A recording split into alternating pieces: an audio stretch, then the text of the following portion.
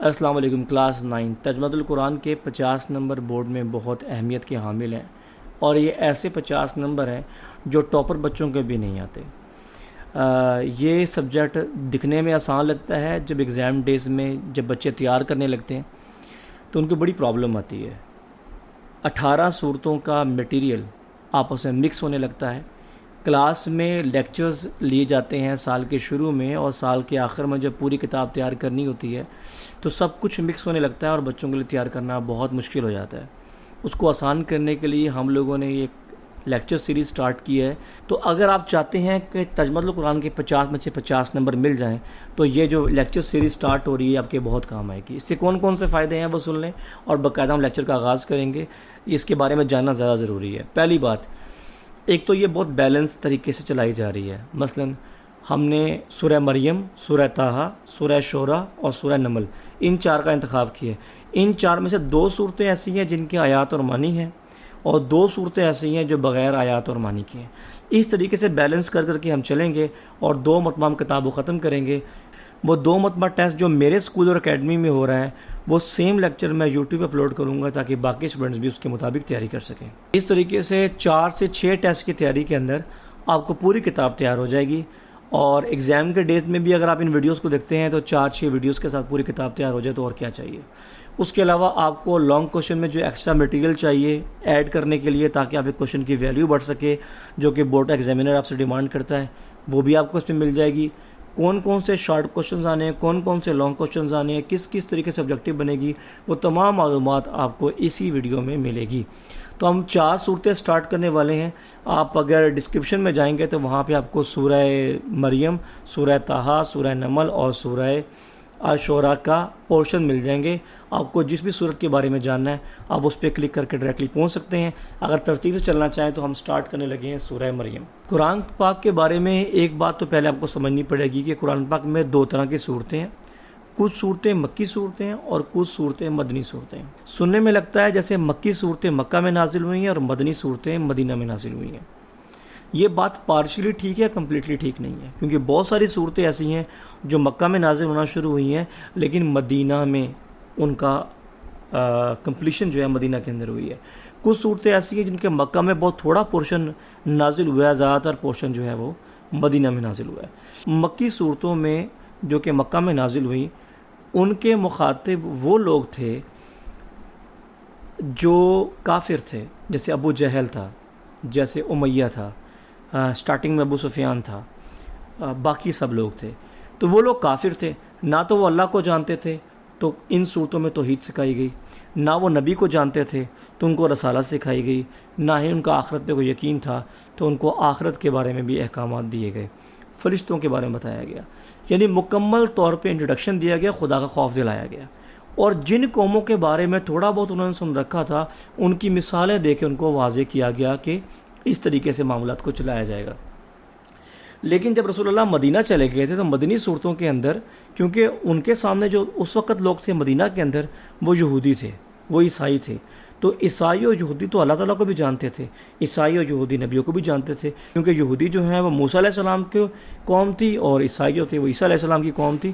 تو کیونکہ وہ نبیوں اور خدا کے بارے میں پہلے سے واقف تھے، اس لیے ان کو رسالت اور توحید وغیرہ کی وہ سمجھایا نہیں گیا، ان کے احکامات تھوڑے سے مختلف تھے۔ اب سورہ مریم مکی صورت ہے تو اوبویسلی اس میں توحید، رسالت اور آخرت کا بیان ہی آئے گا۔ کچھ معلومات ہیں جو آپ کو سورت کے تعارف میں ایڈ کرنی چاہیے، وہ معلومات میں آپ کے ساتھ شیئر کر رہا ہوں، اور ان معلومات کو آپ تعارف میں ایڈ کریں گے تو تعارف کے بارے میں جو سوال آتا ہے 2 نمبر کا، بہت امپورٹنٹ، کہ سورہ مریم کا تعارف لکھیں، وہ کافی بھاری بھرکم اچھا سوال بنے گا جو کہ آپ کے ایگزامینر کو بہت متاثر کرے گا۔ تو کون کون سی چیزیں آپ کو اس بارے میں پتہ ہونی چاہیے؟ پہلے تو یہ ہے کہ سورہ مریم مکی صورت ہے، اس میں کل آیات 98 یعنی 98 ہیں، اس کے کل رکوع 6 ہیں۔ اب 2 طرح کی قرآن پاک کی ترتیب ہے۔ ایک ترتیب وہ ہے جس ترتیب میں قرآن پاک نازل ہو رہا تھا۔ اگر ہم وہ ترتیب دیکھیں تو سورہ مریم کا نمبر بنتا ہے 44، تو آپ نے لکھنا ہے ترتیب نزولی کے اعتبار سے سورہ مریم کا نمبر 44 ہے، یعنی 44 ہے۔ اور ایک ہوتی ہے ترتیب مصحفی۔ مصحف بولتے ہیں اس کتاب کو جو 2 گتوں کے بیچ میں قرآن پاک ہمارے پاس آج موجود ہے، اسے ہم کہتے ہیں مصحف۔ تو مصحفی ترتیب کے اعتبار سے سورہ مریم کا نمبر ہے 19. یعنی اگر آج ہم قرآن پاک کھول کے گنتی کرنا شروع کریں تو سورہ مریم کا نمبر 19 آتا ہے، جبکہ اگر ترتیب نزولی کا اعتبار سے ہم دیکھیں تو اس کا نمبر 44 ہے. یہ جو 4 انفارمیشن اگر آپ ایڈ کرتے ہیں تعارف کے اندر تو آپ کا تعارف کی ویلیو بہت زیادہ بڑھ جائے گی. پھر ایک سوال آتا ہے تعارف کے اعتبار سے کہ اس سورت کا نام سورہ مریم کیوں رکھا گیا؟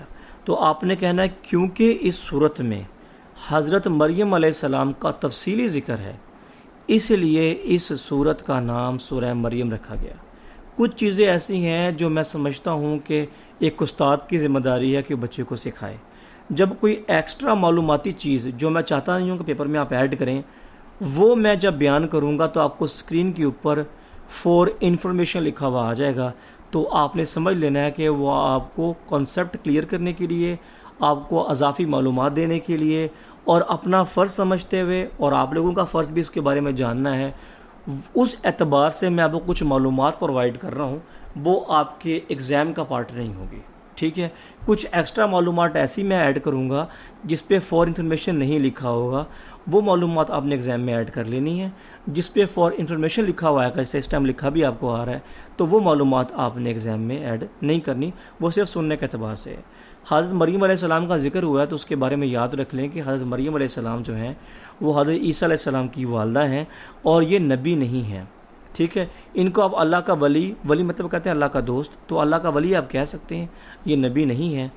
اور حضرت مریم علیہ السلام کے بارے میں جو ان کی فضیلت ہے وہ بھی بتا دوں. رسول اللہ صلی اللہ علیہ وسلم نے حدیث میں فرمایا کہ دنیا میں 4 بہترین عورتیں. نمبر 1 فرعون کی بیوی آسیہ. وہ کیوں ہے؟ کبھی زندگی میں آگے چل کے کس صورت میں فرعون کا ذکر آئے گا، شاید آج ہی ذکر آ جائے، تو اس میں آسیہ کا ذکر اگر آیا تو میں حضرت آسیہ کے بارے میں آپ کو تھوڑا بہت بتا دوں گا. تو فی الحال سن لیں. فرعون کی بیوی آسیہ، حضرت عیسیٰ کی والدہ مریم، حضرت محمد صلی اللہ علیہ وسلم کی پہلی بیوی حضرت خدیجہ اور ان کی بیٹی حضرت فاطمہ. یہ 4 عورتیں دنیا کی بہترین عورتیں. اب اس میں حضرت عائشہ ہیں یا حضرت حفصہ ہیں یا باقی انبیاء کرام کی بیویاں ہیں یا رسول اللہ کی باقی بیویاں ہیں یا آپ کی اولاد میں سے کوئی ہوگا تو وہ ہم سب سے بہتر ہے، لیکن دنیا میں سب سے بہترین یہی 4 عورتیں جن کا ذکر میں نے آپ سے کیا ہے. کیونکہ سورہ مریم میں حضرت مریم علیہ السلام کا تفصیلی ذکر کیا گیا، اسی لیے اس سورت کا نام سورہ مریم رکھا گیا. اب اگلا کوشچن آتا ہے کہ اس کا زمانہ نزول لکھیں، یعنی کس زمانے میں نازل ہوئی. جب تک ہم کسی زمانے کو نہ سمجھیں گے کس زمانے میں نازل، تب تک وہ سورت کا مقصد سمجھ میں نہیں آتا. تو یہ اس زمانے میں نازل ہوئی جب کفار کا ظلم مسلمانوں میں بہت بڑھ گیا تھا. یہ کتاب میں لکھا ہوا ہے. تفصیل میں اگر جانا چاہیں تو ہم یہ کہہ سکتے ہیں کہ جب اسلام پھیلنے لگا، جب لوگوں کے غلام مسلمان ہونے لگے، جب لوگوں کے بچے مسلمان ہونے لگے، مکہ میں ہر گھر کے اندر لوگ مسلمان ہو رہے. ابو جہل کا جو بھائی تھا مسلمان ہو گیا، حضرت ابو جندل، حضرت عبداللہ، یہ 2 حضرت سہیل بن عمر بڑے سمجھدار انسان تھے لیکن مسلمان تب نہیں ہوئے تھے. ان کے دونوں بیٹے یہ مسلمان ہو چکے. حضرت عمر کی بہن مسلمان ہو چکی تھی، حضرت عمر مسلمان نہیں ہوئے تھے. حضرت عمر کے بڑے بھائی مسلمان ہو چکے تھے. تو ہر گھر میں اچھا جو امیہ ہے جو سردار تھا مکہ کا، اس کے غلام حضرت بلال تھے، وہ مسلمان ہو چکے تھے. تو مطلب یہ کہ ہر گھر میں کوئی نہ کوئی مسلمان ہو رہا تھا. تو جب کفار نے یہ سب دیکھا تو کفار نے ارادہ کیا کہ اب ہم زور زبردستی سے مسلمانوں کو روکنے کی کوشش کریں گے. تو ان لوگوں نے مسلمانوں کو اغوا کرنا شروع کر لیا، ایک کھلے میدان میں باندھ کر مارنا شروع کر دیا. کسی کو مٹی میں یہاں تک گاڑ دیا کرتے تھے، اس کے منہ پہ ٹھڈے مارا کرتے تھے. کسی کو جانوروں سے باندھ کر دونوں طرف سے ایسے باندھ کر کھینچا جاتا تھا کہ جسم کے 2 ٹکڑے ہو جائیں. کسی کو گرم ریت پہ لٹایا گیا، کسی کے سینے پتھر رکھے گئے، کسی کو ویسے مارا پیٹا گیا. یعنی بہت ظلم کر دیا گیا تھا. تو اس ظلم سے تنگ آ کر رسول اللہ صلی اللہ علیہ وسلم نے اللہ سے اجازت لینے کے بعد صحابہ کرام کو حکم دیا کہ اب آپ لوگ اپنی جان بچانے کے لیے حبشہ میں ایک نیک بادشاہ ہے، اس کے بارے میں ذکر آگے آئے گا، اس بادشاہ کی طرف ہجرت کر لیں اور وہ آپ کو ضرور پناہ دے گا، مجھے یقین ہے. اور پھر چند مسلمان، کیونکہ مسلمان تب تھوڑے سے ہوئے تھے، تو وہ تھوڑے سے جو مسلمان ہوئے تھے وہ مکہ چھوڑ کر حبشہ چلے گئے. وہاں جا کے انہوں نے قیام کر لیا اور اس کے بعد پھر رسول اللہ صلی اللہ علیہ وسلم جو مکہ میں رہے، تکلیفیں برداشت کرتے رہے اور کچھ بڑے بڑے صحابہ کرام بھی آپ کے ساتھ تھے. بعد انہوں نے پھر دوسری ہجرت کی مدینہ کی طرف جو مشہور ہے. ٹھیک ہے، پہلی والی جو تھی وہ حبشہ کی طرف تھی. تو یہ اس زمانے میں نازل ہوئی صورت جب پہلی ہجرت حبشہ کی طرف ہو رہی تھی. اب آپ کی کتاب پہ ایک ہیڈنگ آتی ہے ہجرت حبشہ کے نام سے. اب اس میں تفصیلات میں جاتے ہیں، کچھ ایڈیشنل انفارمیشن بھی میں آپ کو دوں گا اور کچھ معلومات جو ہیں وہ کتاب میں ہی ہیں، اس کو ڈسکس کریں گے. پہلے ڈسکس کر لیتے ہیں کہ حبشہ جو ہے وہ کہاں موجود ہے. حبشہ جو ہے افریقہ، ایک بر اعظم بولتے ہیں، ہمارے دنیا کے 7 حصے ہیں بڑے بڑے، اور ہر حصے میں بہت سارے ملک ہیں. تو ویسا ہی ایک حصہ ہے، اس کا نام ہے افریقہ. افریقہ کے اندر یہ حبشہ نام کا ایک ملک موجود تھا. اس کو حبشہ بھی کہتے تھے، حبش بھی کہتے تھے. آج کی دنیا میں اگر آپ نقشے پہ دیکھنا چاہیں حبشہ کہاں پر ہے تو ایتھوپیا کے نام سے مشہور ہے. ہم اس کو اردو میں تھوپیا کہتے ہیں، انگلش میں ایتھیوپیا ہے. ٹھیک ہے، تو اگر آپ گوگل پہ سرچ کریں تو آپ ادھر کے لوگوں کو دیکھ سکتے ہیں کہ وہ حبشی نسل کے ہیں، یعنی کالے رنگ کے ہیں، ناخن کی چپٹی ہوتی ہے. تو وہ لوگ حبشہ کے لوگ تھے. تو نقشے بھی آپ کھول کے دیکھ بھی سکتے ہیں کہ مکہ سے کتنا دور ہے حبشہ، کیونکہ مسلمانوں نے وہاں سے پیدل ٹریول کیا تھا مکہ ٹو حبشہ. تو حبشہ پہنچتے ہیں اور وہاں کا بادشاہ ہے، بادشاہ کا نام جو ہے وہ اسہمہ ہے. بادشاہ کا نام یہ ہے، لیکن ادھر کے بادشاہ کو لوگ نجاشی کہا کرتے تھے. ٹھیک ہے، جیسے مصر کا بادشاہ جو تھا حضرت موسیٰ کے زمانے میں، اس زمانے میں مصر کے بادشاہ کو فرعون کہا کرتے تھے. فرعون اس کا نام نہیں تھا، نام کوئی اور تھا، لیکن اس کو فرعون کا لقب دیا جاتا تھا. جیسے پاکستان میں ہمارے ہاں جو بادشاہ ملتے ہیں انہیں ہم شہنشاہ کہتے ہیں، بادشاہ کہتے ہیں، سلطان کہتے ہیں. اس کے علاوہ ملک کہا جاتا ہے، راجہ کہا جاتا ہے. تو ایسے نام استعمال کیا جاتے ہیں، علاقائی نام ہوتے ہیں. جیسے ادھر منگولیا میں لوگ خان کہتے تھے، جیسے چنگیز خان تھا، ہلاکو خان تھا. ٹھیک ہے، تو وہ خان کا مطلب ہوتا ہے بادشاہوں کا بادشاہ. تو ہمارے پٹھان بھائی بھی جو ہیں وہ اپنے نام سے خان لگاتے ہیں. تو اس طریقے سے پھر نام استعمال کیا جاتا تھا. ہمارے یہاں سندھ والی سائڈ پہ لوگ سردار کہتے ہیں. تو اس طریقے سے مختلف علاقائی نام ہوتے ہیں، یوز کرتے تھے اس زمانے میں. تو حبشہ کے بادشاہ کو نجاشی کہا کرتا تھا. جو اس زمانے میں نجاشی تھا اس کا نام اسہمہ تھا، اور وہاں پر یہ لوگ پناہ کے لیے جاتے ہیں. اور ہجرت کرنے والے جو افراد تھے وہ 11 مرد اور 4 عورتیں تھیں. ان 11 مردوں میں 2 مرد سب سے پرومیننٹ ہیں، سب سے واضح ہیں. ان دونوں مردوں کا ذکر آپ کی کتاب میں دیا ہوا ہے، باقی 9 کا ذکر نہیں ہے. میں آپ کو نام بتا دوں گا باقی 9 کے بھی. فی الحال آپ پہلے 2 کے نام سن لیں. حضرت عثمان بن عفان، کیونکہ یہ ایک تو شروع میں ہونے والے مسلمانوں میں سے ہیں، دوسرا یہ کہ خلیفہ سوم ہیں، تیسرے خلیفہ ہیں، اس لیے ان کا نام واضح طور پر بتایا گیا ہے. اور ان کا نام الگ سے مینشن کرنے کی اس وجہ یہ بھی ہے کہ ان کی شادی نبی پاک صلی اللہ علیہ وسلم کی بیٹی حضرت رقیہ کے ساتھ ہوئی تھی. تو کیونکہ رقیہ بھی ساتھ میں گئی تھی، نبی پاک کی بیٹی ہیں رقیہ، وہ بھی ساتھ گئی تھیں، حضرت عثمان بھی تھے، تو اس لیے ان دونوں کا ذکر علیحدہ سے کیا گیا. تو عورتوں میں آپ کی کتاب میں حضرت رقیہ کا ذکر ہے، اور مردوں میں حضرت عثمان کا ذکر ہے. اور اگلے پیج پر وہاں پر حضرت جعفر کا ذکر بھی آتا ہے. وہ حضرت علی کے بھائی ہیں، نبی پاک کے چچا کے بیٹے ہیں، حضرت علی کے بھائی ہیں. ٹھیک ہے، اور ان کی بھی ہسٹری کافی اچھی سی ہے، کبھی ذکر کبھی زندگی میں موقع ملا تو اس کو بھی بیان کریں گے. فی الحال ابھی اتنا چھوڑ رہا ہوں میں. تو یہ 11 مرد تھے، 2 مردوں کا نام بتا دیا، باقی 9 مرد جو رہ گئے ہیں ان کا نام میں نے سامنے لکھ دیا، اسکرین پہ آپ کو لکھا ہوا نظر آ رہا ہے. ان کا نام اگر آپ یاد کرنا چاہیں، یاد کر کے آپ لانگ کوشچن کے طور پہ اس کو ایڈ کر سکتے ہیں. اول تو اگر ایڈ نہ کرنا چاہیں تو کوئی حج والی بات نہیں ہے. عورتیں جو تھیں وہ 4 ہیں صرف. تو اس میں ایک عورت کا نام جو ہے رقیہ ہے، جو رسول اللہ کی بیٹی ہیں، اور باقی کوئی اور آپ نام ایڈ کرنا چاہیں تو آپ ایڈ کر سکتے ہیں. میں پہلے بھی بتا چکا ہوں، کتاب میں آپ کا ذکر آتا ہے کہ یہ پہلی ہجرت ہے، وہ میں نے شروع میں ایکسپلین کر دیا تھا. دوسری بات یہاں پر یہ آتی ہے کہ یہ نبوت کا 5واں سال تھا، یعنی اعلان نبوت کیے ہوئے کو بھی 5 سال ہوئے تھے. 5واں سال چل رہا تھا جب مشکلات میں اضافہ ہوا اور مسلمانوں نے وہاں ہجرت کر لی. یہ دونوں جو چیزیں ہیں کہ نبوت کا 5واں سال تھا، ہجرت پہلی تھی، مرد 11 تھے، عورتیں 4 تھیں، اندر رقیہ تھی، حضرت عثمان تھے، حضرت جعفر تھے. تو یہ آبجیکٹیو پوائنٹ بھی بن سکتے ہیں اور آپ کے شارٹ کوشچن بھی بن سکتے ہیں. جو 4 عورتیں تھیں ان 4 کے نام بھی اسکرین پہ آپ کو لکھے ہوئے نظر آ رہے ہیں. تو اگر آپ ان کو بھی یاد کرنا چاہیں اور ایڈ کرنا چاہیں تو آپ اس کو کر سکتے ہیں. جیسا کہ آپ جانتے ہیں کافر تو اپنی سازش باز نہیں آتا.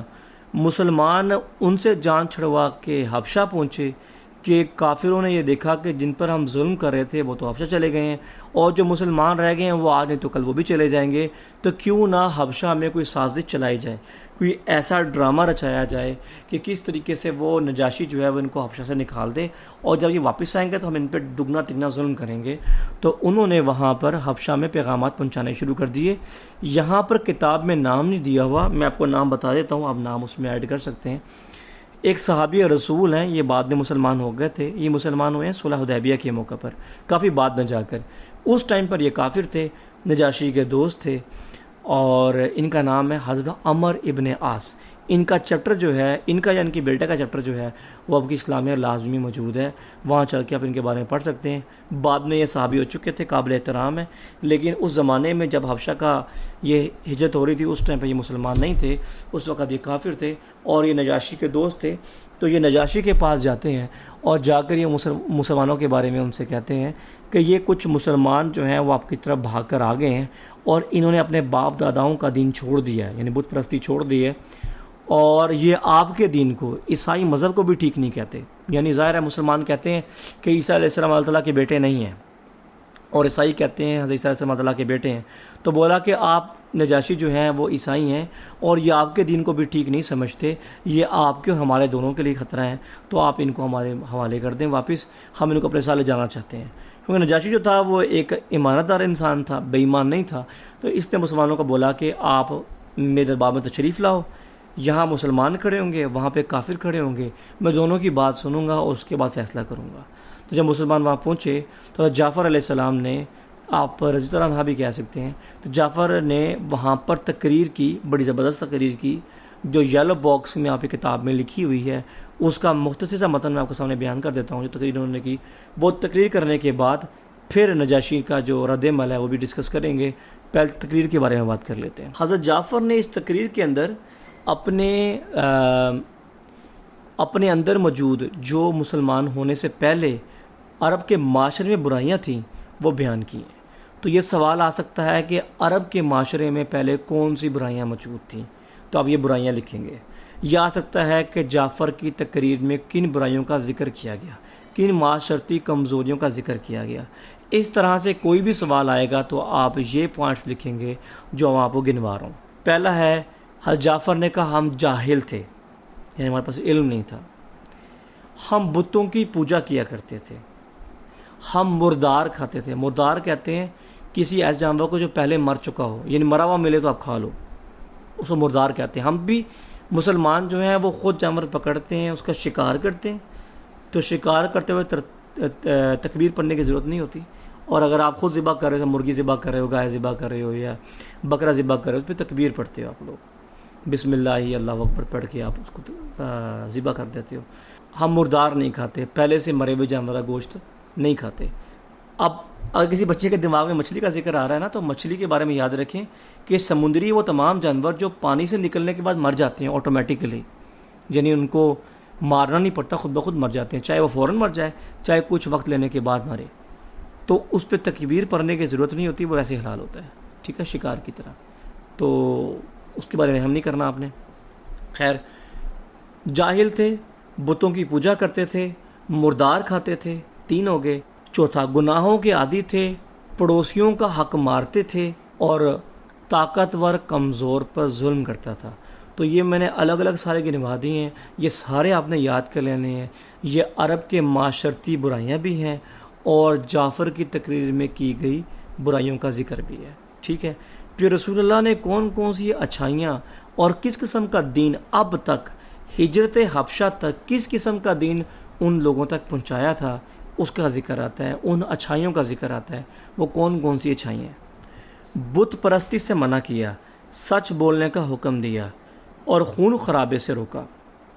خون خرابے کا آپ یہ حال دیکھو کہ چھوٹی سی بات پر، جس کی بات پر آج کل زمانے میں ہمارے بھی ہوتی ہے نا، محلے میں، گھروں میں چھوٹے بڑے جھگڑے ہو جاتے ہیں، یہ بندے قتل کر دیا کرتے تھے، اور جس قبیلے کا بندہ قتل ہوتا تھا وہ اپنے پورے قبیلے کو لے کر بدلے کے لیے آ جایا کرتا تھا۔ تو یہ تو جنگوں میں ہر وقت رہا کرتے تھے، اور خاندانی دشمنی نسل در نسل چلتی تھی۔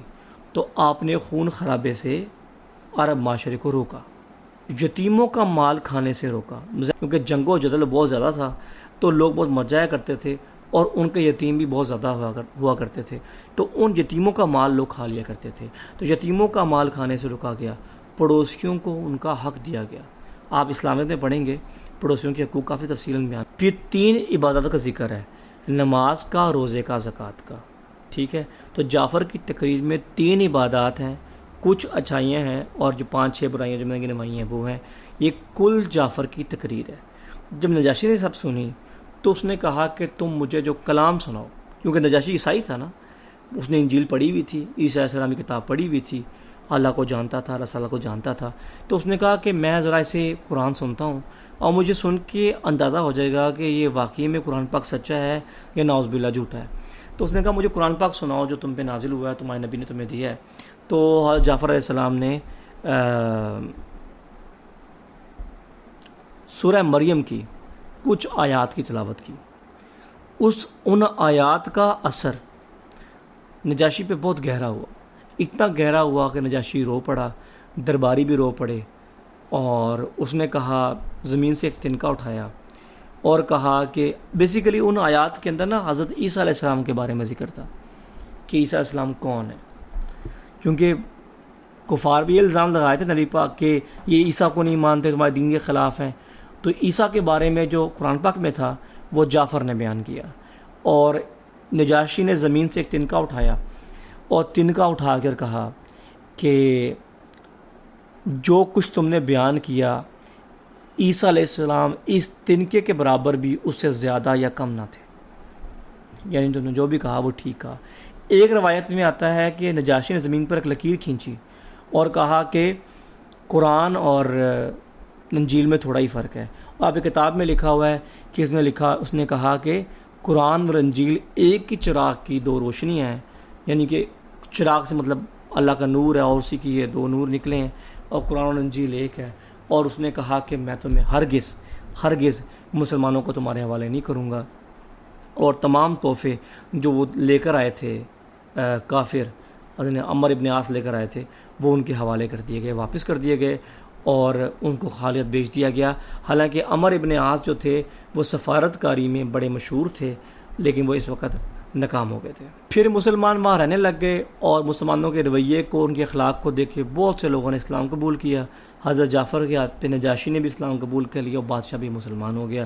یہاں پر آپ کی یہ والی ہیڈنگ ختم ہو جاتی ہے اور مرکزی موضوع سٹارٹ ہوتا ہے۔ مرکزی موضوع ہم نے سٹارٹ میں ڈسکس کر لیا تھا، توحید، رسالت اور آخرت کا بیان ہے۔ مضامین ہیں وہ ڈسکس کریں گے۔ سورہ مریم کے مضامین میں سب سے پہلے جو بات بتائی گئی ہے وہ یہ کہ اللہ تعالیٰ ایک ہے، اور عیسیٰ علیہ السلام اللہ تعالیٰ کے بیٹے نہیں ہیں، ٹھیک ہے، اور وہ اللہ تعالیٰ کے رسول ہیں۔ یہ بات بتائی گئی ہے مضامین کے آغاز میں بھی اور سورت کے آغاز میں بھی۔ اس کے بعد 7 انبیاء کرام کا ذکر ہے۔ یہ بات آپ کی کتاب ترجمۃ القرآن میں لکھی ہوئی ہے کہ 7 انبیاء کرام کا ذکر ہے، حالانکہ ایسا نہیں ہے۔ 12 انبیاء کرام کا ذکر ہے سورہ مریم میں۔ 12 وہ انبیاء کرام ہے جن کا باقاعدہ نام لے کے ذکر ہے، ٹھیک ہے، ورنہ اگر انڈائریکٹ ذکر کی بات کی جائے تو وہ 14 سے 16 انبیاء کرام بنتے ہیں، ٹھیک ہے، لیکن بہرحال احتیاطاً 12 انبیاء کرام بنتے ہیں۔ میں آپ کو اسکرین پہ کچھ نام لکھ کے دے رہا ہوں، یہ 12 انبیاء کرام کا ذکر ہے، لیکن کیونکہ پیپر چیک کرنے والا ہر آدمی قرآن پاک کے بارے میں زیادہ علم نہیں رکھتا، تو وہ کتاب سے ہی پڑھ کے پیپر چیک کرتے ہیں، تو اس لیے پھر آپ لوگوں نے احتیاطاً 7 انبیاء کرام ہی کہنا ہے۔ آبجیکٹیو میں بھی جب آئے گا، اور آبجیکٹیو بہت زیادہ آتی ہے، شاید مشق میں بھی موجود ہوگی کہ کتنے انبیاء کرام کا ذکر ہے، تو آپ نے 7 ہی کہنا ہے، کیونکہ آپ کی کتاب میں 7 لکھا ہوا ہے۔ آگے بیان کیا گیا ہے کہ اگر کوئی نبی معجزانہ طور پہ پیدا ہو جائے، معجزے کے طور پہ پیدا ہو جائے، تو وہ اس کو اللہ تعالیٰ کا بیٹا نہیں بناتا۔ اس کے بارے میں جن کو نہیں پتا میں بتا دوں، حضرت عیسیٰ علیہ السلام جو تھے وہ بغیر باپ کے پیدا ہوئے، یعنی حضرت مریم علیہ السلام کی شادی نہیں ہوئی تھی، وہ ایک عام عورت تھی، گھر کام کاج میں مصروف تھی۔ ان کو پیغام دیا گیا فرشتے کے ذریعے سے اور کہا گیا کہ ہاں بیٹا پیدا ہوگا، پھر آپ کے ہاں بیٹا پیدا ہوا بغیر شادی کے۔ تو یہ معجزہ ہے۔ تو اگر کوئی کہتا ہے کہ عیسیٰ علیہ السلام بغیر باپ کے پیدا ہوئے ہیں کیونکہ وہ اللہ تعالیٰ کے بیٹے ہیں، تو یہ بات شرک ہے۔ سورہ مریم میں یہ بات واضح کر دی گئی کہ کوئی شخص اگر اللہ تعالیٰ کے معجزے کے ساتھ یوں پیدا ہوتا ہے تو یہ اس بات کی دلیل نہیں ہے کہ وہ اللہ تعالیٰ کا بیٹا ہے۔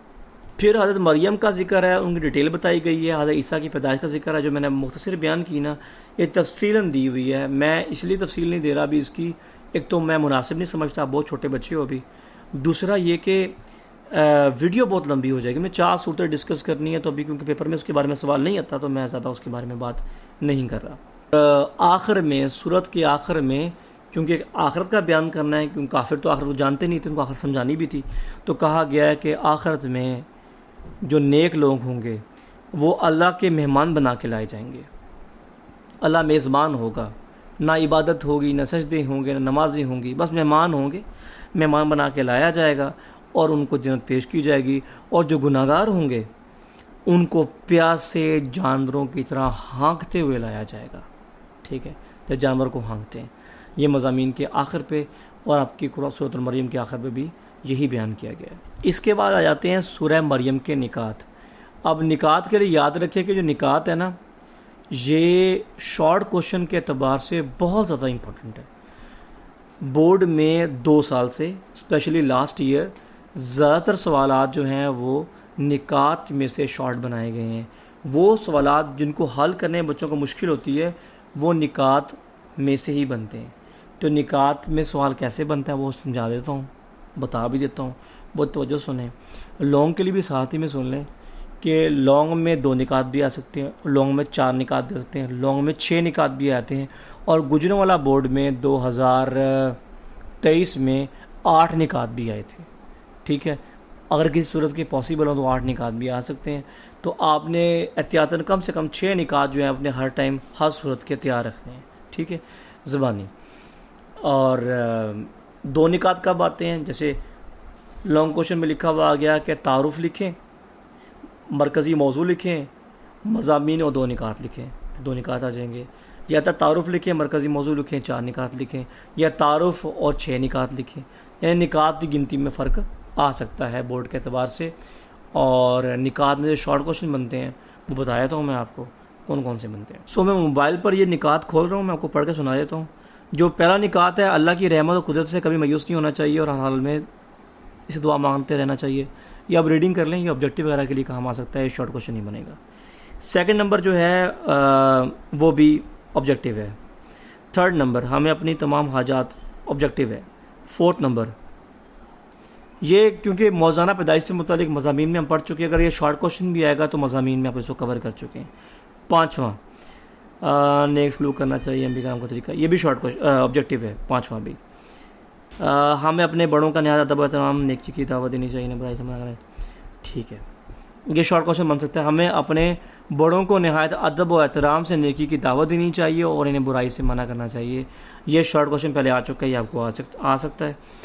ہمیں وعدہ پورا کرنا چاہیے، نیک لوگوں کی صفت ہے، یہ بھی شارٹ کوشچن پہلے آ چکا ہے، یہ آپ تیار کریں گے. اللہ نے قرآن مجید کو،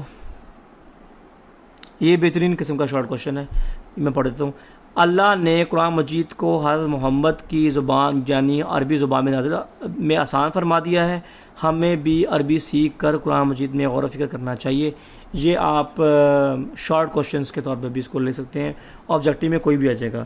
جو حدیث یہاں دی ہوئی ہے، ماں کی گود میں جن بچوں نے ایک بات کی ان میں عیسیٰ علیہ السلام بھی ہیں، یعنی کہ اور بھی لوگ ہیں جنہوں نے ماں کی گود میں کلام کیا، لیکن یہاں پر عیسیٰ علیہ السلام کا ذکر موجود ہے. اہم بات میں لکھا ہوا ہے کہ نبی پاک صلی اللہ علیہ وسلم نے واقعہ معراج پر عیسیٰ علیہ السلام سے ملاقات کی تھی. وہ میں تھوڑا بتا دوں آپ کو. معراج کی رات جب آپ بیت المقدس پہنچے، وہاں پہنچے گئے تو تمام انبیاء کرام جو تھے وہ ایک مسجد میں، مسجد اقصیٰ میں جمع ہو رہے تھے. تو اس وقت رسول اللہ کہتے ہیں میں نے ایک انسان کو دیکھا جس کے سنہری بال تھے، مجھے صحابی کا نام بھول گیا ہے، وہ ایک صحابی کے ہم شکل تھے اور وہ اس طریقے سے آئے جیسے ان کے بالوں سے پانی ٹپک رہا ہو. ان کا رنگ سرخ و سفید تھا.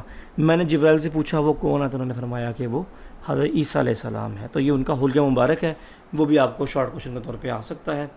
باقی جب آپ نبی پاک کی ملاقات عیسیٰ علیہ السلام کے ساتھ ہوئی تو عیسیٰ علیہ السلام نے ان سے کیا کہا؟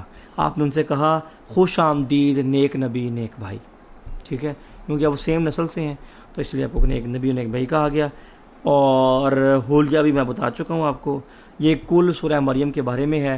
جن لوگوں نے ویڈیو کا اس پارٹ کو دھیان سے سنا ہے وہ ایزیلی بورڈ کا پیپر چاہے 2025 کا ہو، چاہے 26 میں یہی کتاب ہو، یا 24 کا ہو، 23 کا ہو، 22 کا ہو، 21 کا ہو، آپ کسی بھی سال کا پیپر کھولیں اور سورہ مریم کے کوئی بھی سوال اٹیمپٹ کرنے کی کوشش کریں، آپ کو تمام سوالات اٹیمپٹ ہو جائیں گے۔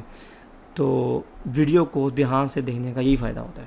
تو ابھی سٹارٹ کریں گے اگلی سورت جو ہے کہ سورہ طٰہٰ۔ سورہ طٰہٰ کی بھی معلومات ہم مریم کی طرح دیں گے۔ مکی صورت ہے، اس کی 135 آیات ہیں اور 8 رکوع ہیں۔ ترتیب نزولی کے اعتبار سے اس کا نمبر 45 اور ترتیب مصحفی کے اعتبار سے اس کا نمبر 20 ہے۔ اچھا، اور ترتیب نزولی مصحفی کیا ہے اور مکی مدنی صورتیں کون سی ہوتی ہیں وہ مریم کے سٹارٹ میں نے بتا دی ہے، اگر کسی نے اسکپ کیا تو وہاں سے وہ جا کے دیکھ سکتا ہے۔ اب شروع کرتے ہیں سورہ طٰہٰ کا تعارف۔ یہ معلومات بھی اپنے تعارف میں ہی ایڈ کرنی ہے، اب تعارف ڈسکس کر لیتے ہیں۔ سورہ طٰہٰ کے بارے میں ہے کہ سورہ طٰہٰ کا جو آغاز ہے وہ حروف مقطعات سے کیا گیا ہے۔ یہ ان صورتوں میں سے ہے جن کا آغاز سورہ مقطعات سے کیا گیا ہے۔ حروف مقطعات آپ نے لوح قرآنی دیکھی ہوگی، اسکرین پہ آپ کو نظر آ رہی ہے، اسے لوح قرآنی بولتے ہیں۔ اس میں جتنے بھی الفاظ استعمال ہوئے ہیں انہیں حروف مقطعات کہتے ہیں۔ ان کے بارے میں یاد رکھیں کہ ان کا معنی صرف اللہ تعالیٰ جانتا ہے۔ اگر اللہ کے رسول جانتے ہیں تو انہوں نے ہمیں نہیں بتایا، ورنہ اس کے بارے میں صرف اللہ تعالیٰ جانتا ہے، اس کے علاوہ کوئی بھی اس کے معنی کے بارے میں نہیں جانتا۔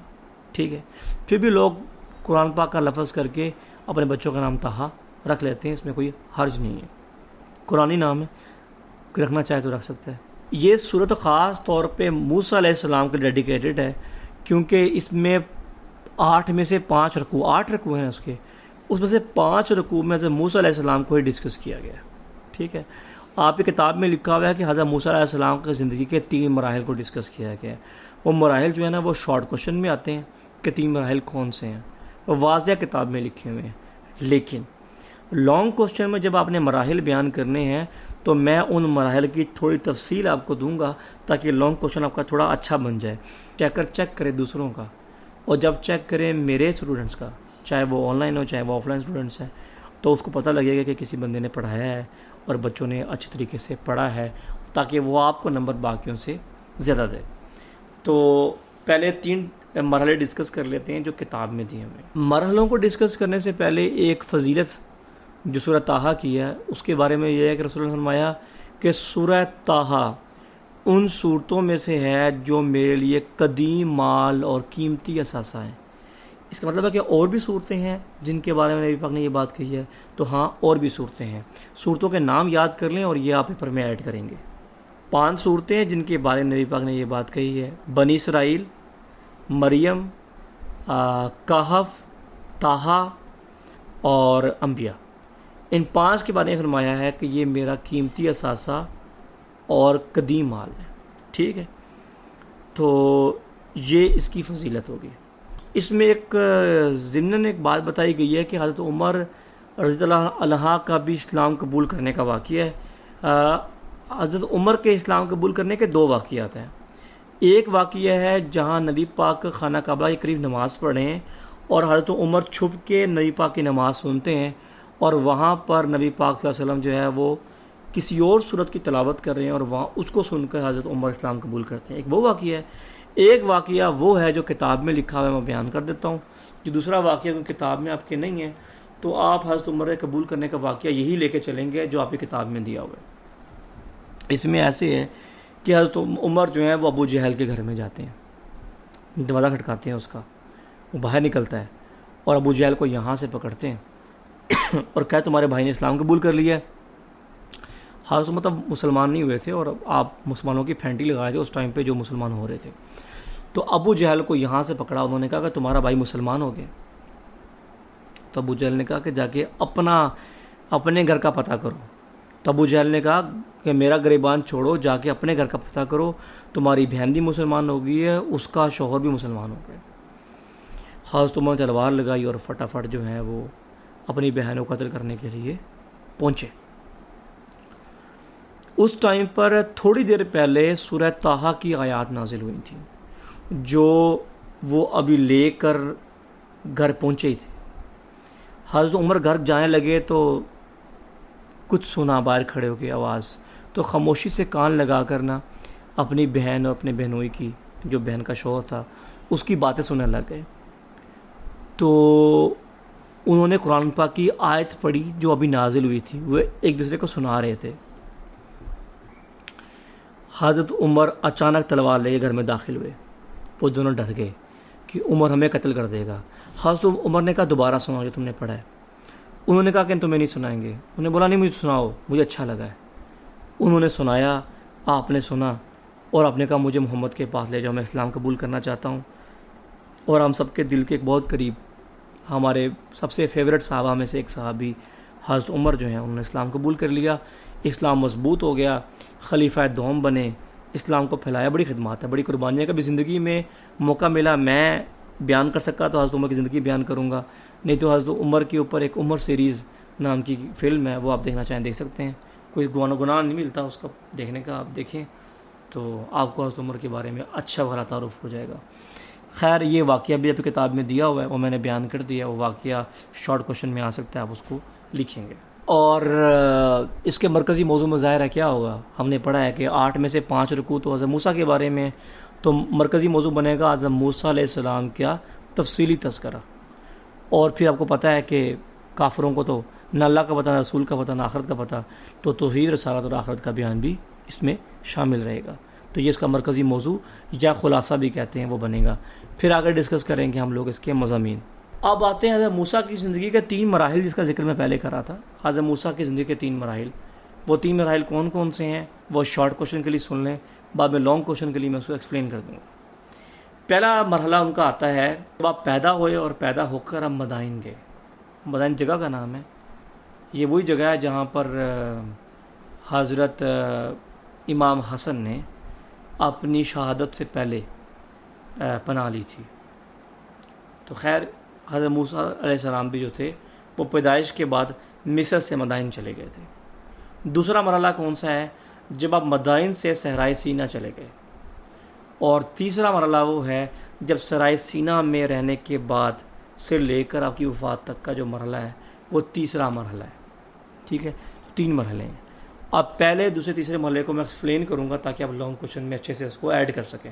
تو پہلے مرحلے میں ایسا ہوتا ہے کہ فرعون اپنے دربار میں نجومیوں کو بلاتا ہے اور کہتا ہے کہ میں سب فرعونوں سے بڑا فرعون مرنا چاہتا ہوں, میں مرنا نہیں چاہتا, تو تم میری حکومت کے بارے میں اور میری زندگی کے بارے میں پیش گوئی کرو.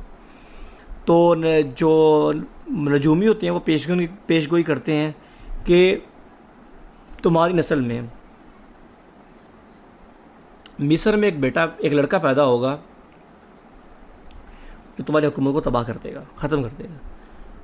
تو اس نے حکم دیا کہ جتنے بھی بچے پیدا ہوں گے, مرد لڑکے ہوں گے, قتل کر دیے جائیں گے, عورتوں کو چھوڑ دیا جائے گا.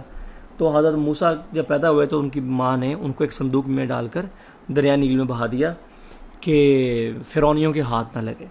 اب فرعون کی اپنی اولاد تو تھی نہیں, تو فرعون کی بیوی آسیہ ٹہل رہی تھی تو اس کو صندوق بہتا ہوا نظر آیا. اس نے اپنی خادمہ سے کہا کہ وہ صندوق میرے پاس لے کر آؤ. صندوق کھولا تو ایک بڑا ہی خوبصورت بچہ ہوتا حضرت موسیٰ علیہ السلام, اس کو ملے. وہ گھر لے آئی اور کہا تھا اپنا بیٹا بنا لوں گی. تو فرعون نے جب دیکھا کہ آسیہ بچہ لے کر آئی ہے تو فرعون نے کہا کہ بھئی تم اس کو چھوڑ دو, یہ میری حکومت کے لیے خطرناک ثابت ہوگا. تو آسیہ نے بولا کہ نہیں میں اس کو پالوں گی. آگے لمبی تفصیل بھی ہے, میں نہیں بیان کروں گا تفصیل, ظاہر ہے اپنے لانگ کوشچن کو وہ لینتھی نہیں کرنا. خیر موسیٰ علیہ السلام نے فرعون کے محل میں ہی پرورش پائی. اس کے بعد جوانی میں غلطی سے چھوٹے جھگڑے کے اندر آپ کے ہاتھ سے غلطی سے ایک فرعونی آدمی قتل ہو گیا, اور پھر فرعون نے کے ڈر سے آپ نے مصر چھوڑ دیا اور ہم مدائن چلے گئے. یہ زندگی کا پہلا مرحلہ ہے. زندگی کے دوسرے مرحلے میں کیا ہوتا ہے کہ مدائن جاتے ہیں تو وہاں کی آپ کی ملاقات ایک اور نبی سے ہوتی ہے جن کا نام ہے حضرت شعیب علیہ السلام, جن کے نام پر لوگ اپنے بچوں کا نام شعیب رکھتے ہیں. وہ ایک مشہور فاسٹ بولر بھی ہے شعیب اختر, اس کا نام بھی حضرت شعیب کے نام پر ہے. تو شعیب سے ملاقات ہوتی ہے تو شعیب کے پاس وہاں رہتے ہیں اور وہیں پر وہ شادی کر لیتے ہیں حضرت موسیٰ علیہ السلام. دوسرے مرحلے میں کیا ہوتا ہے کہ وہ وہاں سے چلتے ہیں, مدائن سے سرائے سینا پہنچتے ہیں اپنے اہل و عیال کو لے کر, بھی بچوں کو لے کر. جب وہاں پہنچتے ہیں تو راستے میں طور سینا پر آپ کو ایک نبوت دی جاتی ہے. آپ کو بتایا جاتا ہے کہ آپ اللہ کے نبی ہیں, تب پتہ لگتا ہے ان کو اللہ تعالیٰ کہتا ہے کہ تم فرعون کے ڈر سے مدائن آئے تھے، مدائن سے سرائے سینہ آئے ہو، یا تمہیں نبوت مل گئی ہے، اب اپنی مرضی نہیں کر سکتے، اب واپس فرعون کے پاس جاؤ اور اس کو اسلام کی دعوت ہو۔ حضرت موسیٰ علیہ السلام بات کرنے میں اتنے اچھے نہیں تھے، تو آپ نے بولا کہ میری زبان بھی اتنی اچھی نہیں ہے اور میں کھیلا بھی محفوظ محسوس نہیں کرتا، تو آپ میرے بھائی ہارون کو بھی نبوت دے دیں، وہ بولنے میں اچھا ہے، تقریر اچھی کرتا ہے، تو میں اس کو اپنے ساتھ لے کے جاؤں گا، ہم دونوں بھائی مل کر دین کو آگے پھیلائیں گے۔ ہارون علیہ السلام کو بھی نبوت دے دی گئی، دونوں بھائی پھر فرعون دربار میں گئے، دعوت دی، اس نے انکار کر دیا، جادوگروں سے مقابلہ ہوا، حضرت موسیٰ علیہ السلام کو جو معجزات ملے تھے وہ دکھائے، فرعونی پیچھے لگ گئے، آپ لوگ آگے چلے گئے، سمندر میں فرعونی غرق ہو گئے۔ ٹھیک ہے، یہ دوسرا مرحلہ تھا، اور آخری مرحلہ وہ ہے جب وہ واپس آتے ہیں اور بنی اسرائیل قوم جو ہے وہ دوبارہ آپ کی کتاب کو چھوڑ کر شرک کرتی ہے۔ وہ سامری جادوگر والا واقعہ جب بچڑے کو وہ خدا بنا لیتی ہے، اور پھر وہ ایک ہی دن کے اندر کئی ہزار جو ہے وہ یہودی اللہ تعالیٰ کے حکم سے قتل کیے جاتے ہیں جنہوں نے شرک کیا تھا، تو وہ تیسرا مرحلہ ہے، اور اس کے بعد پھر آپ وفات پا جاتے ہیں۔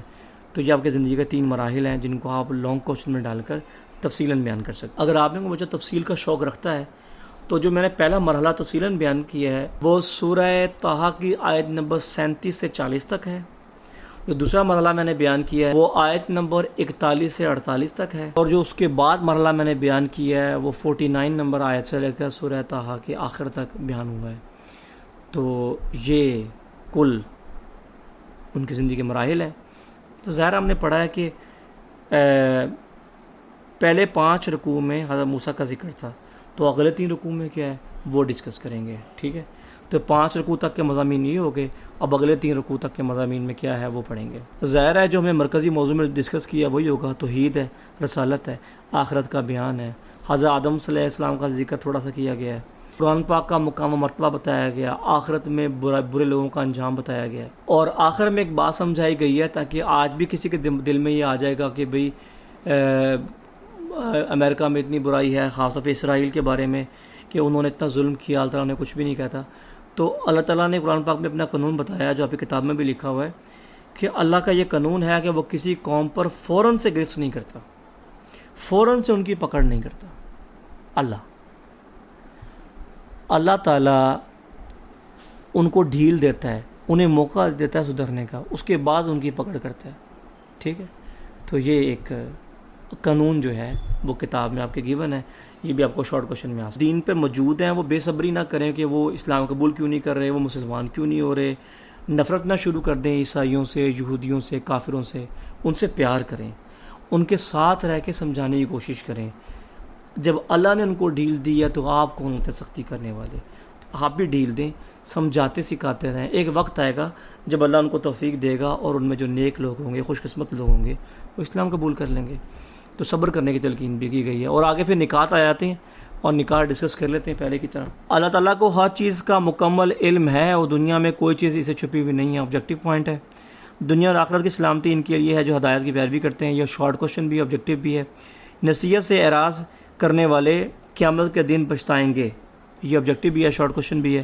قیامت کے دن اللہ تعالیٰ ہی فیصلہ فرمائے گا کون سفارش کرے گا، یہ شارٹ کوشچن نہیں ہے، آبجیکٹیو ہے صرف۔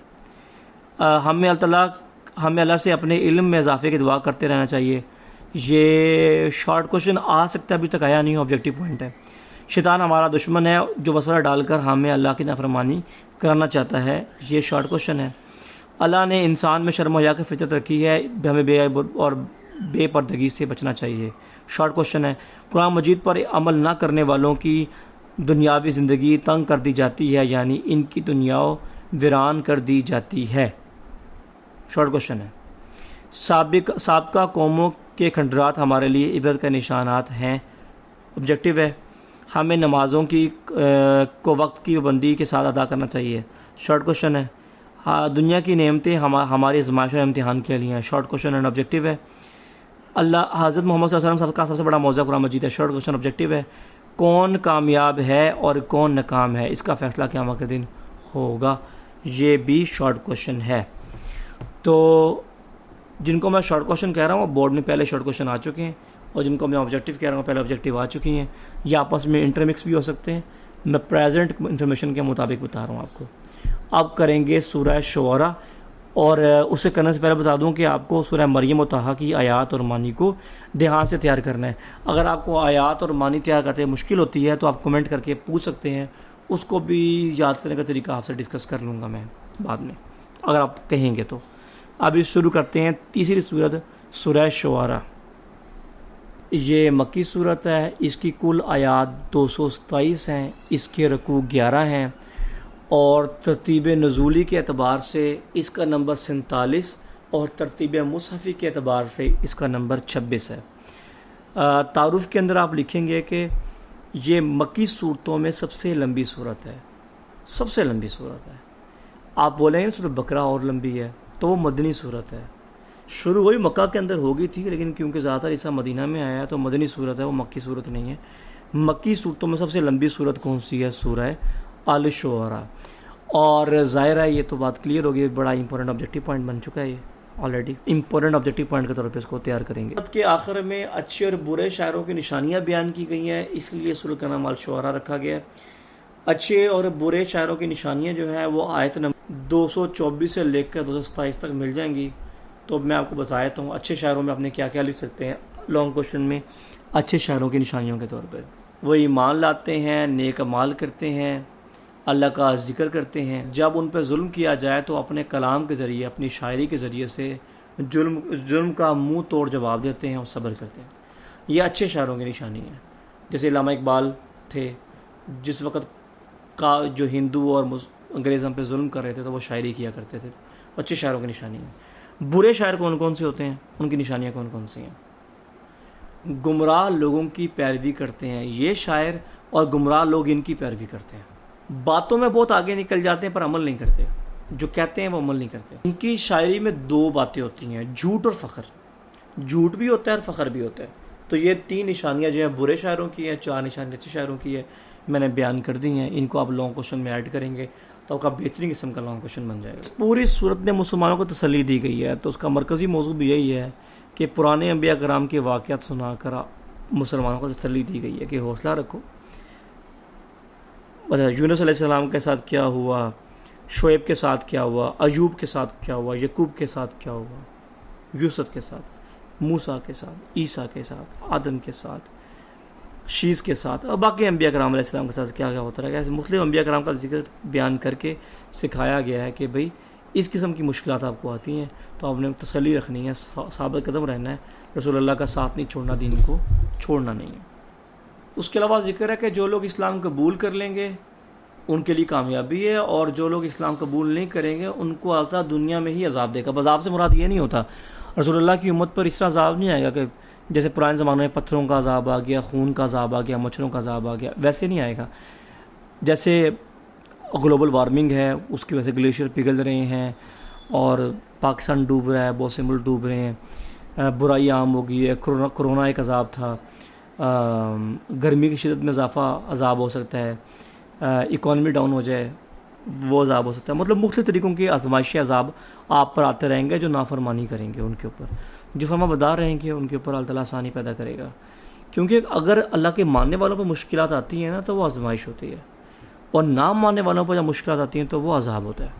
واقعات بیان کیے گئے ہیں، پھر رسول اللہ کے ساتھ صحابہ کرام کو تسلی دی گئی ہے کہ ابھی آپ بھی حوصلہ رکھیں، اللہ تعالیٰ نے ان کو بھی کامیاب کیا تھا، اللہ تعالیٰ آپ کو بھی کامیاب کرے گا. پھر صحابہ کرام کو چھوڑ کر ان کے مخالف ہیں کافر، ان کو ایڈریس کیا گیا، ان سے کہا گیا ہے کہ پرانی قوموں کا انجام دیکھو ہم نے کیا کیا ہے، تمہارا انجام بھی وہی کریں گے، تم اپنی حرکتوں سے باز آ جاؤ. تو یہ ذکر بھی مضامین کے اندر دیا ہوا ہے. تو ظاہر ہے کافر جو تھے وہ کہا کرتے تھے کہ یہ جو قرآن پاک ہے نعوذ باللہ رسول اللہ نے خود گھڑ لیا ہے، یا پھر الزام لگایا کرتے تھے کہ اس کو شیاطین نے دیا ہے، جنات کا اثر ہے. تو ان سب کا جواب دیتے ہوئے اللہ تعالیٰ نے کہا ہے کہ قرآن پاک حق ہے، سچ ہے، اس کا مقام و مرتبہ بتایا ہے، اور ساتھ میں بتایا ہے کہ اللہ تعالیٰ نے جبرائیل علیہ السلام کے ذریعے، شیطان کے ذریعے نہیں، جنات کے ذریعے نہیں، جبرائیل کے ذریعے سے رسول اللہ کے قلب کے اوپر، دل کے اوپر اتارا ہے. اس کا ذکر بھی اسی صورت کے مضامین میں. اور آخر میں کیا ہوگا ظاہر ہے پہلے ڈسکس کر چکے ہیں، اور آخر میں ہم اچھے اور برے شاعروں کی نشانیاں ڈسکس ہوئی ہیں.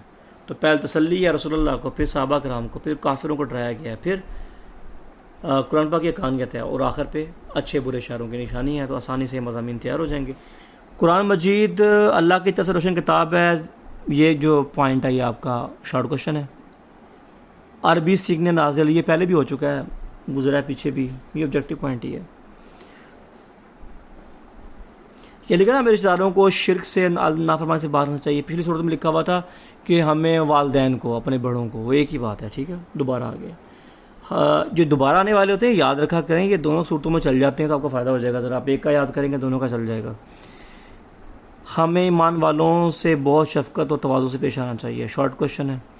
شیطان جھوٹے اور گناہ گاروں کے لوگوں کا ساتھی ہے. شارٹ کوشچن آبجیکٹو دونوں ہی ہیں. جھوٹے اشاروں پر پیروی کرنے والے عموماً گمراہ لوگ ہوتے ہیں. یہ شارٹ کوشچن ہے. آپ لانگ میں بھی میں تفصیل دے دی ہے، اس کو وہاں سے بھی کر سکتے ہیں.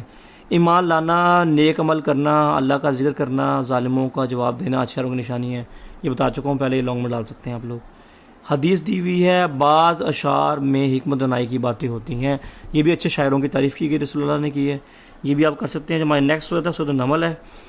نمل کہتے ہیں چونٹی کو، اور اس کے بارے میں ہمارا تعارف آئے گا اور باقی سب چیزیں ہیں. پہلے معلومات ڈسکس کر لیتے ہیں سورۃ النمل کی. نمل کی معلومات یہ ہیں کہ نمل بھی مکی صورت ہے. اس کی آیات 93 ہیں، اس کے رکوع 7 ہیں. ترتیب نزولی اس کا نمبر اس کا 48 ہے. ترتیب مصحفی اس کی 27 نمبر بنتی ہے ترتیب. اب بات کریں گے ہم تعارف کی. سورہ نمل میں نمل کا مطلب چونٹی ہے. آیت نمبر 18 میں حضرت سلیمان علیہ السلام کا ذکر ہے جب وادی نمل سے گزر رہے تھے، تو اس لیے اس کا نام نمل رکھا گیا. سوال تھا نا کہ اس کا نام نمل کیوں رکھا گیا، تو یہ اس کا آنسر ہے. لانگ کوشچن کے لیے واقعہ ڈالیں گے. حضرت سلیمان علیہ السلام اپنی قوم کے ساتھ ایک وادی سے گزر رہے تھے. اس وادی کا نام ہے وادی نمل. آپ کو چونٹیوں کی، تمام جانوروں کی زبانیں آتی تھی. اب تمام جانوروں کے بادشاہ تھے، تمام جنات کے بادشاہ تھے، تمام انسانوں کے بادشاہ تھے. ایک وقت میں آپ تمام مخلوقات کے بادشاہ تھے. تو آپ وادی نمل سے گزرتے ہیں تو ایک چونٹی تو چونٹی کو کہتی ہے کہ سلیمان کا لشکر گزر ہے، اپنے آپ کو بچا لو، ایسا نہ ہو کہ تم ان کے پیروں نیچے کچلے جاؤ. حضرت سلیمان علیہ السلام نے ان کی بات کو سنا اور سن کے مسکرائے کہ میرے بارے میں بات کر رہی ہیں. مسکرائے اور شکر ادا کیا اللہ تعالیٰ کا کہ اللہ تیری نعمت ہے کہ تو نے مجھے چونٹیوں کی بات سننے کا اور سمجھنے کی بھی مجھے علم عطا کیا ہے. تو یہ واقعہ ہے جس کی وجہ سے اس کا نام سورہ نمل رکھ دیا گیا. اور ترتیب نزولی کے اعتبار سے دیکھا جائے تو سورۃ الشعراء کے فوراً بعد کو نازل کر دیا گیا تھا. یہ بھی بڑا امپورٹنٹ ایک شارٹ کوشچن آبجیکٹو پوائنٹ ہے. اس کے مرکزی موضوع خلاصے کے طور پر اسلام کے بنیادی عقائد ہیں اور کفر میں پڑ جانے کے نتائج ہیں. اس کے مضامین میں قرآن سے کون لوگ ہدایت حاصل کر سکتے ہیں، ان کی صفات بتائی ہیں. یعنی اگر آپ وہ صفات پڑھیں اور وہ صفات اپنے اندر لے آئیں تو آپ قرآن پاک سے ہدایت حاصل کر پائیں گے. ادروائز ریڈنگ کرتے رہیں کوئی ہدایت نہیں ملنے والی. ٹھیک ہے، یہ سورۃ بقرہ میں بھی ہدایت حاصل کرنے والی نشانیاں دی ہوئی ہیں، یہاں پر بھی دی ہوئی ہیں. ٹھیک، حضرت موسیٰ، سلیمان، صالح اور لوط، ان تمام انبیاء کرام کے واقعات جو ہیں وہ اس صورت کے اندر بیان کیے گئے ہیں. اور واقعہ کیونکہ شارٹ کوشچن یا لانگ کوشچن نہیں بنے گا تو میں واقعہ آپ کو پھر تفصیل نہیں سناؤں گا. حضرت سلیمان علیہ السلام جو ہیں وہ حضرت داؤد علیہ السلام کے بیٹے ہیں. تو میں داؤد علیہ السلام کے بارے میں تھوڑا بتا دوں آپ کو، کیونکہ وہ پھر لانگ کوشچن میں کام آ جائے گا. حضرت داؤد علیہ السلام جو تھے وہ لوہے کا کام کرتے تھے. لوہا پگھلانا، لوہے کا کام کرنا.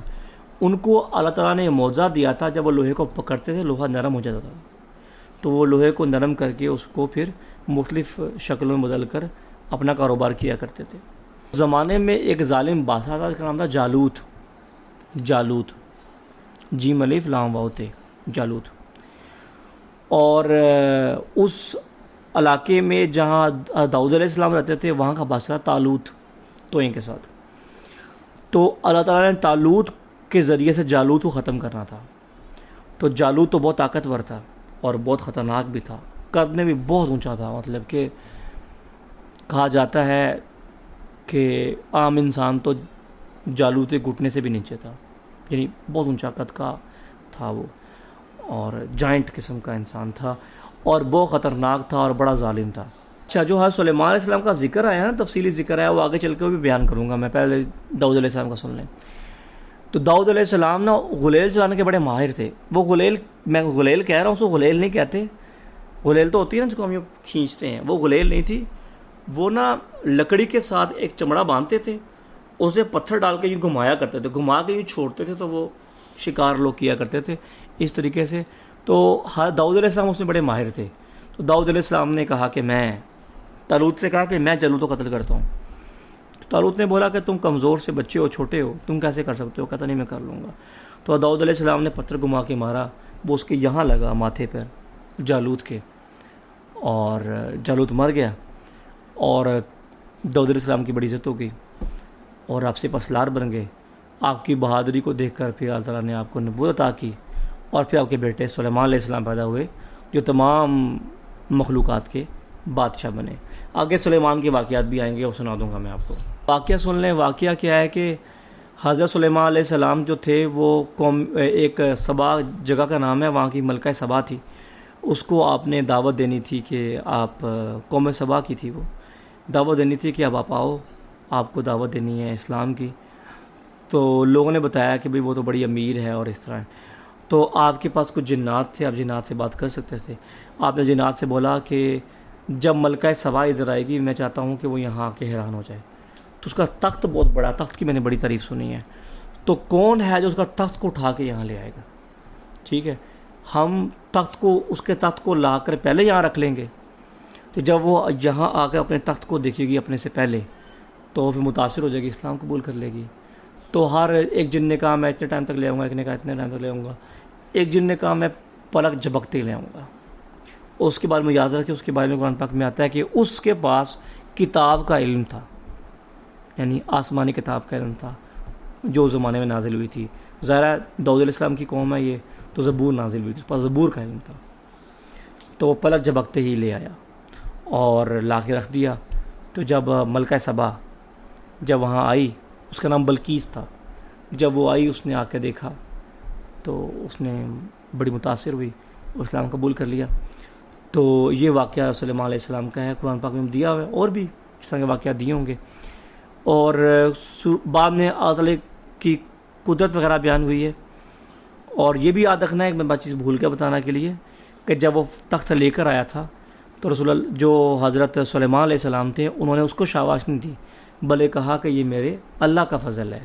اس لیے اگر آج کے زمانے میں بھی کسی کی دعا قبول ہو جائے آپ کے حق میں تو اس کو شاباشی نہ دینا شروع کر دیا کریں، بلکہ کہا کریں کہ اللہ تعالیٰ کا فضل ہے۔ ٹھیک ہے، یہ نبیوں کی سنت ہے۔ اب آخر رکوع میں کیا ذکر ہوا ہے؟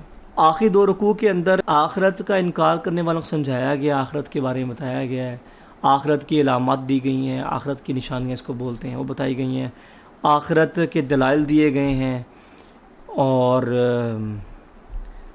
یہ سب کچھ جو ہے وہ آخری رکوع کے اندر موجود ہے، یہاں تک کہ آخرت سے جو انکار کرتے ہیں ان کے انجام تک اس صورت کو مکمل کیا گیا ہے۔ تو آخرت کی نشانیاں جو سورۃ النمل میں بیان کی گئی ہیں، اگر آپ اس میں دلچسپی رکھتے ہیں تو آپ کمنٹ کریں گے تو انشاءاللہ وہ نیکسٹ ویڈیو کے اندر میں جب اگلی 4 صورتیں بیان کروں گا اس میں کہیں بھی ذکر آیا آخرت کا تو میں اس میں نشانیاں بتا دوں گا آپ کو۔ اب اس کے نکات دیکھ لیتے ہیں اور نکات کے بعد ہمارا لیکچر ختم ہو جائے گا۔